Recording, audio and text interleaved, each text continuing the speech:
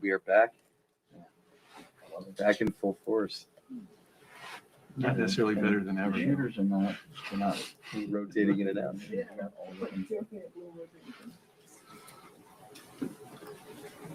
We're not like fighting over the chairs anymore.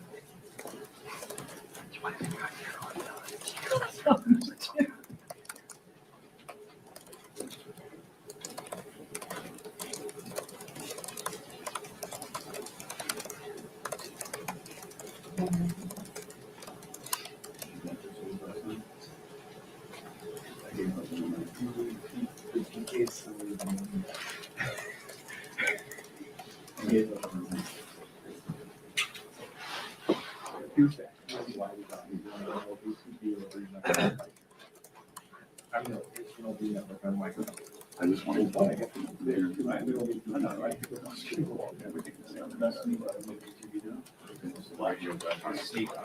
I don't like the new interface, and I love I like it. She'll talk for about the time, 15 minutes, 10 minutes. Generally speaking, unless it's a really hot legislative time, we don't. She doesn't usually make news. Usually makes news during the Q&A. Generally speaking.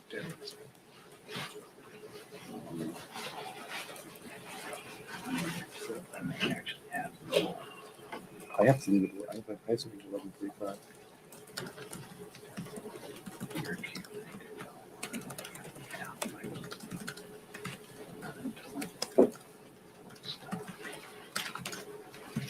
I have to speak to the group.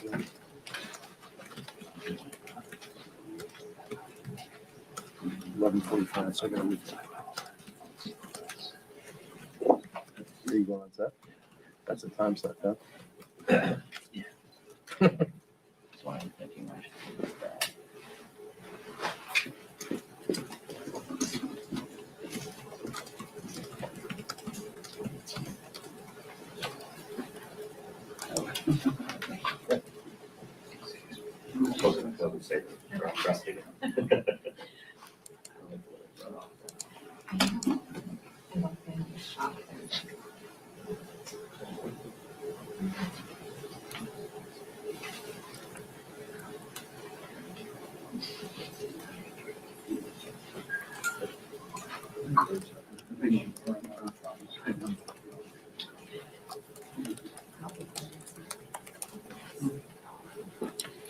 Yeah, what's up?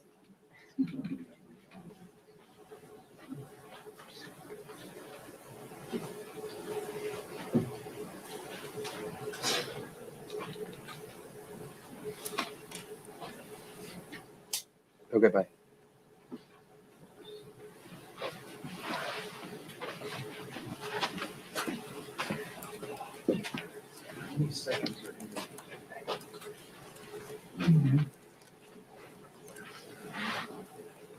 We're not playing Sunday. I try, just like, Oh, hell, we could play outside. no, you can play. I can barely play inside. I'm just kind of hobbled. I know, that's bad. You should have had surgery. You had time to have one. Sound like I got Did the doctor say that too? doctors. Plus, You're too young. I had 5 knee operations before you. yeah, you are growing.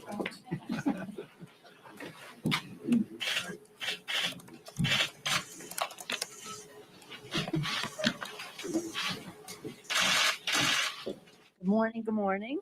As we speak, we're on the floor overturning the authorization for the use of military force that is 20 years old, 10 years after we withdrew from Iraq, but not negating our ability to protect and defend our troops who may still be there and the American people. As we come together now, we are, of course, happy with the Supreme Court decision on the Affordable Care Act. I think it's really important to note this historic decision. Once again, the Supreme Court upheld the constitutionality of the Affordable Care Act and the transformational protections that it provides every American, no matter where they get their coverage. I want to thank the grassroots across the country who work tirelessly as advocates for the the Affordable Care Act to pass it, to save it, and now to once again save it. Thanks to them and the Democrats in the Congress, the Affordable Care Act endures as a pillar of American health and economic security alongside Medicare, Medicaid, and Social Security. When we passed it, I said this is a pillar of economic and health security along with the others. Today's Supreme Court decision is a landmark victory for Democrats' work to defend protections for people with pre-existing conditions. Every day we think, how far will the court go on pre-existing conditions against Republicans' relentless assault to dismantle pre-existing conditions? On day one of our House majority, Democrats acted decisively to throw our full legal weight of the House of Representatives in the fight against this Republican lawsuit. We will never forget how Republican leaders embraced this monstrous way to rip away America's health care in the middle of a deadly pandemic. More than 1 million Americans have signed up for the Affordable Care Act since President Biden extended the enrollment period. More than 1 million Americans because of the extension, but also because of the expansion of access to benefits that we have put into the rescue package. I'm very proud of all of that. And now Democrats will continue our work to build on this transformational the rescue package to make what's in there permanent in terms of affordability, access, and quality health care for all Americans. For the people, we will continue to work to lower health care costs by lowering the cost of prescription drugs. That is a very important part of where we go from here. So we thank the court for its wisdom in declaring the cases against the Affordable Care Act to have no standing. We are so proud of our president who's back from his bilateral trip, the trip to participate in the G7 talks, of course, the NATO talks, the EU talks, and of course, the one-on-one with Vladimir Putin. He, I think, made a remarkable presentation for America to say America is back.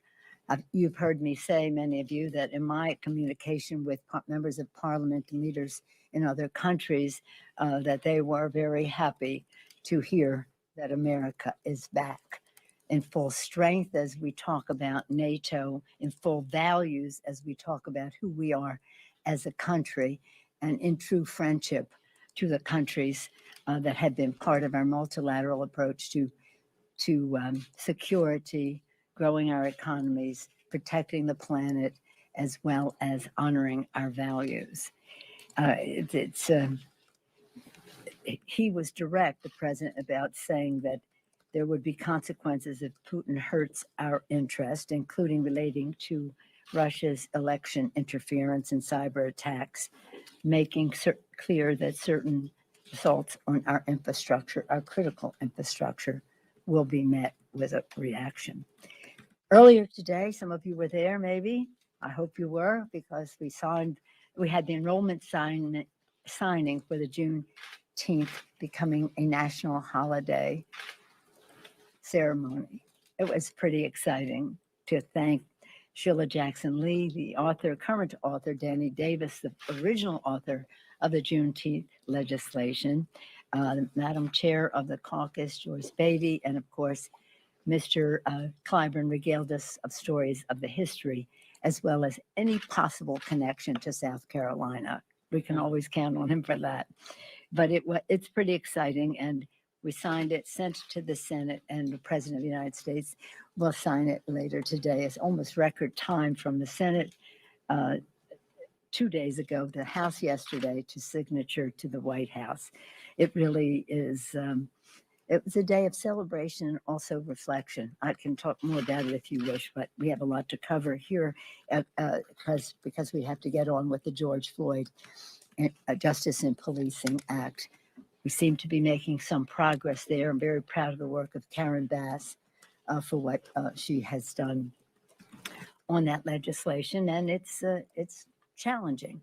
We're proud of the bill that we passed last year and this year, and hope that in the very near future we will have come to agreement in a bipartisan way to pass this legislation. All of it a part of how we build back better.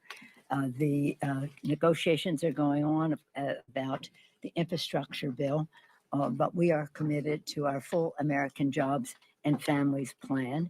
I want to just commend the president again for his leadership with our rescue package. We went rescue package first, and now the recovery with the family plan and jobs bills. But let's just review. More than 300 million vaccines are in people's arms, an average of 540,000 new jobs each month, the fastest rate of growth in modern U.S. history. Annual economic growth revised 2 points from last year up to a projected 7%, would be the fastest economic expansion in 40 years. And unemployment projected to go down a full 2% from projections of 1 year ago. And the biggest paychecks across the board, especially for low income workers. Our work isn't finished. As Chairman Powell said, we have more to do. It would be premature to declare victory, so we know that we need to do more. We must build back better, and that's what the discussion is about. Where do we come to agreement on what is infrastructure? How close can we come on the funding? How is it paid for? Those are matters of discussion right now, and we hope that we can have bipartisan infrastructure bill. However, that doesn't mean that we will abandon how we see infrastructure for the future. Not 1959, with all due respect to President Eisenhower and the interstate highway system, that was important. But now we have to have other features that relate to broadband, to water systems that are now over 100 years old. The list goes on. But you can't build back better unless you have more people building back better. And that's why the human infrastructure pieces of us are so important. Childcare. Let's enable women to fully participate. Childcare, home health care, issues like that, family and medical leave, the child tax credit, issues like that enable families to fully participate in the economic prosperity of our country as we go forward. At the same time, their children and their loved ones safe. So again, we like to say build back better with women. We must also address the economic inequality. So some of our members say build back better with equity. And for that reason, yesterday, some of you here when we put forth the members of the Select Committee on Economic Disparity and Fairness and Growth. As we proceed with the committee, we've got to listen attentively to those in most need, listen respectfully to some new ideas about how we go forward, and do so with openness, listening to everyone concerned. It is a priority of addressing the wealth and financial disparity. It's broad and across the board. You've seen the headlines, some of them you've written about how this just persists, and I won't read you, my dear colleague, to my members that quotes many of these headlines. I'm very proud of our chair of the committee, Jim Himes, who brings extensive professional experience as well as in the private sector, and expertise in affordable housing is one way to address the racial inequality and inequity of ownership. Marcy Kaptur, focusing on regional economic revitalization, representing the Great Lakes area and areas that have lost jobs in the last few decades. Gwen Moore, leading action to close the racial wealth gap from her perspective as an inner city representative. Vicente Gonzalez, recognizing the ties between economic growth and infrastructure connectivities there in a rural area affected by trade immediately with Mexico, with immigration and the rest, a very interesting perspective. Pramila Jayapal, who has been talking about worker fairness, making workers, well, she has many good ideas that will come before the committee, but they all relate to delivering workers better wages and a better future. Angie Craig, representing family farmers and ag community, and with a strong emphasis on unionization. Alexandria Ocasio-Cortez, addressing generational disparities as well as increasing worker power. Everybody's about increasing worker power. And so is she. And Sarah Jacobs, focusing on the future of work with both a family and global perspective. I take the time to say that because that embraces many of the challenges we face, all of it to set a higher standard for how we pass our legislation. It's not a legislative committee. It'll make recommendations to the standing committees of jurisdiction. And as we talk about such actions, as we talked about Juneteenth, we talk with sadness and pride about the passing legislation to designate the National Pulse Memorial, that site, a national memorial. We did that yesterday. Hearts break thinking about that haven for young people, Pulse, where young LGBTQ, mostly Americans, enjoyed music and dancing, was violated by an act of bigotry and violence. When I met with the survivors and families immediately after that, and then later when they came to DC to make their case, it was all about stop the gun violence.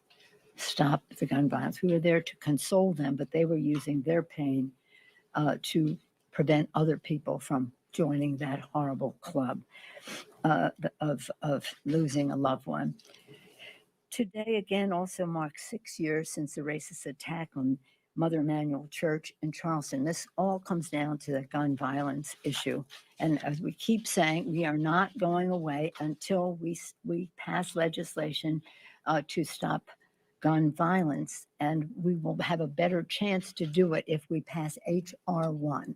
Clearly, the Republicans in Congress are handmaidens of the gun industry, and they have prevented us from passing. And although it's bipartisan, it's not enough for us to pass it in the Senate. So again, the For the People Act is really important for many reasons, including the personal safety of America's families and children. And again, a lot going on, Pulse and Juneteenth and stopping gun violence and passing H.R. 1, and we're making progress there, as you probably are observing. So it's a busy time. I'm proud of our members. They have been working on their committee work. We can talk more about that, what will be coming up next week and the week after, before the 4th of July. As we celebrate the birth of our nation, we want to do so having made progress for the people. Yes, sir. Thank you, Madam Speaker. David Stunt with Fox News. I appreciate it. Speaking about some of these big issues that you have over the next several days, I want to read something that my colleague got from Congressman Yarmouth. He said, I think our caucus understands that essentially we're all Joe Manchin. With the margins we have, everybody has the ability to tank whatever we're trying to do. We have zero margin. Essentially, everybody's in a position to sabotage whatever we're doing. Do you feel that way? No, I feel that we are building consensus in a very positive way, and Congress will work its will in a way that is respectful. We have in our party a common core, and that is we are here for America's working families. And I have no doubt that we will have legislation to help America's working families. Your response that there are rifts in the Democratic Party. No, we're a Democratic Party. We're not a lockstep rubber stamp. Who would want to be belong to a party like that? We could cross the aisle and do that. But we are a party of ideas and dynamism, and we respect differences of opinion. But at the end of the day, we know we will have unity to promote the well-being of America's working families. Yes, ma'am. Thank you, Madam Speaker. I'm with CNS News. The Supreme Court this fall will review a Mississippi law that bans most abortions after 15 weeks of pregnancy. Is an unborn baby at 15 weeks a human being? Let me just say that I'm a big supporter of Roe v. Wade. I'm a mother of 5 children in 6 years. I think I have some standing on this issue as to respecting women's right to choose. Is it a human being? Yes. Speaker Pelosi, Do you have any? on infrastructure, there's some on the left and some in the House who say that the bipartisan package has to include expansive, bold climate change provisions in order for them to support the bipartisan component. Is that a position that you take, or would it be okay to include those perhaps in the reconciliation bill that's also being formulated? Well, I don't think there's any question that the more bipartisan a bill is, the less green it is, because the Republicans, in addition to being in the pocket of the fossil fuel industry, of gun industry, are in the pocket of the fossil fuel industry. And that's one of the reasons it's hard for us to get as much as we want on high-speed rail and mass transit and the rest, because they want people in cars on the road using gas. But we will have provisions for electrification, which some of the Republicans have not been enthusiastic about. I'm not worried about what you propose. We know that one bill is not going to do it for us. We have to have a bill that not just about addressing green, but addressing women, people who are in charge, people with disabilities who need care and the rest, so that their family members and they can fully participate in how we go forward. I don't think that that's a problem. I think it's important for people to say what their priorities are as we develop how we go forward. 1 step, 2 step. I don't think that's the debate. I think the debate is where do we want to end up and how will that happen? And I'm very confident that we will have a bill that you cannot build infrastructure without resilience and sustainability and protecting our planet. You just can't. So whether it's in the actual bill or otherwise, we could not be better served than the chairman of our committee. Peter DeFazio has been for 30 years, or maybe a little bit more, on the Committee of Transportation and Infrastructure. He was the chairman of the Natural Resources Committee before that, not before that, but simultaneous to that. He hasn't been here that long. And nobody knows better how to make transportation resilient, how to use different materials to be protecting the planet as we move people and create jobs. So I think we're in a good place, and I don't see a whole lot of value in deciding whether it's 1 bill or 2 bills. We're going to get the job done. We're going to get the job done. Yes, sir. Several Republicans have filed a lawsuit to try to knock down the fines to enforce the metal detectors outside the House chamber. Is there a plan as to when, if ever, those will be removed, or the idea that they'll stay No. indefinitely? No, as long as there's a threat, we'll have to have protection. Is there any sir. concrete Do you- measure that gauges whether? Do you have it? Yeah. Do I you? just said no. Okay. Do you, I wonder if you have any reaction to the bipartisan infrastructure plan on the substance? The pay-fors have now come out. I'm assuming you've talked to some of your members that have been involved in these discussions, decidedly smaller, different pay-fors than you would want. I'm curious if you have any reaction to that. Well, I don't know that we've seen all of the implications of the pay-fors. I myself do not think we should be taking money out of the pockets of people on unemployment or take money out of the rescue package because it's there for a purpose. But let's just see what it is. The administration, I know, will be reviewing this. I haven't frankly seen all of it. As you know, it's very new, and it's not just what is in the public domain, but what's in the devil frequently and the angels are frequently in the details. So let's just see. But I think the first order of business is, what is this for? I've never been one to talk about pay-fors at the beginning of any discussion on infrastructure. What does the country need? What is in the bill to help meet those needs? And then let's just see where we go from there. So I don't start with pay-fors and work But that. that's where they're starting. So it seems that you have an issue with this process, or? Well, just for one thing that I thought, I'm not even sure if it's in, but the one thing they were going to do was expand the gas tax, I would not be for that. I don't think that American people, America's working families, should be footing the bill for roads and bridges and the rest that America's wealthiest people and their businesses are using without paying for them. So I just have not been for expanding the gas. We have a Madam gas Speaker. tax, expanding it is more the issue. Madam Speaker, Madam Speaker. Madam Speaker, a quick follow-up. Do you expect that enabling Medicare to negotiate over the cost of prescription drugs will be included in the reconciliation package? I hope so. We have, since 2005, 2006, enabling the secretary to negotiate for prescription drug prices, lower prescription drug prices, has been a high part of our agenda. When we won in 06, 07, in the first 100 hours, we passed our 6 for 06. The 6 most important bills, including raising the minimum wage at that time, it hadn't been increased in 11 years. All 6 of them became law, except enabling the secretary to negotiate for that. So we've been fighting for that for a long time. Whether it's part of one package or another remains to be seen, but we will persist because when we did the Affordable Care Act, we did so to lower the cost of health care for all Americans, and we did, except in one area, the cost of prescription drugs. So this is something that we will persist on. And when we prevail, it will enable us to expand benefits in Medicare to dental, visual, hearing, and the rest. And it's hundreds of billions of dollars that will be saved. So this is a core value for us where we have great support in our caucus and have had, what was that, 05? Now, what are we in?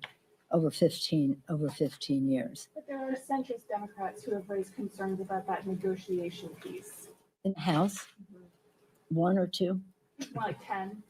Well, I think that at the end of the day, the point is, do you want to vote to enable the pharmaceutical companies to have America's families subsidize lower cost for prescription drugs in other countries, where they're paying 3, 4, 5 times less than we are paying as we subsidize the research and development for it. So I think that I don't even see it being 10, maybe you do, but I get a different response to them on what they would vote for as part of lowering the cost of prescription drugs in the United States and not subsidizing the cost of prescription drugs in other countries, enhancing the profits of the pharmaceutical companies to the tune of $500 billion or maybe more. And would they be opposed to using that money for better benefits for people on Medicare?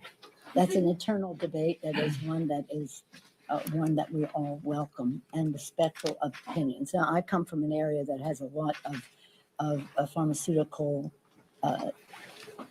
industry research and the rest. And you have to be a patient investor to be an investor in a pharmaceutical company because it takes a long time for discovery and approval and the rest. But we don't want you spending the money that you make on television ads and passing that on to our constituents. Thank you all very much. We have a vote on the floor. When are you gonna reopen the speaker's lobby?